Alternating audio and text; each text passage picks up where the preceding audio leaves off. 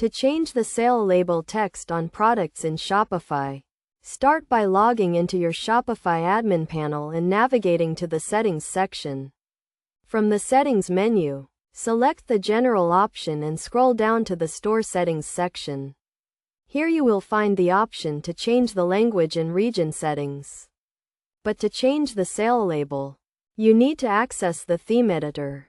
Access the theme editor by clicking on the Online Store option in the main menu and then selecting the Themes option. Click on the Actions drop-down menu next to your current theme and select the Edit Code option. This will take you to the code editor where you can modify the theme files. In the code editor, navigate to the Snippets section and look for the product badge, liquid file. This file controls the display of badges on product pages, including the sale label. Open the file and search for the text that says sale. You can modify this text to change the label to anything you want, such as clearance or discount.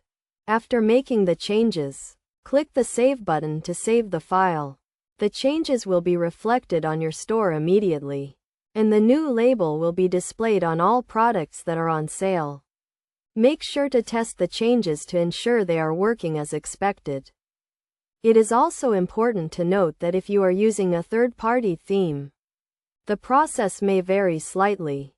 Some themes may have a setting in the theme settings that allows you to change the sale label text without having to edit the code. Check your theme documentation to see if this is the case.